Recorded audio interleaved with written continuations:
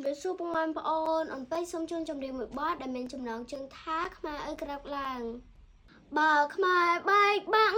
ខ្មែរទៅធ្លាំងខ្លួនបារាជ័យខ្មែរត្រូវប្រុងប្រាន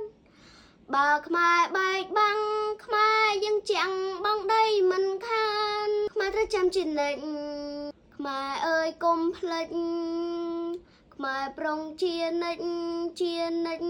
កុំឲ្យធ្លយប្រានក៏ល្បិញសិនត្រូវបើអោខ្មែរយើងច្រើនហួងប្រមាណខ្មែរត្រូវប្រុងប្រាន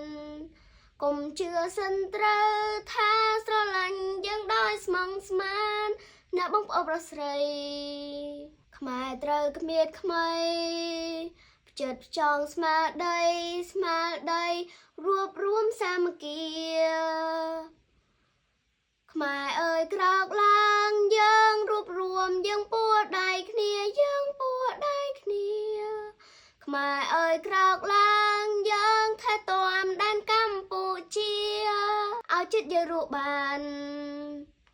ខ្មែរស្ម័គ្រក្រុមប្រានតស៊ូលូកបានជាតិយើងថ្កើងអើ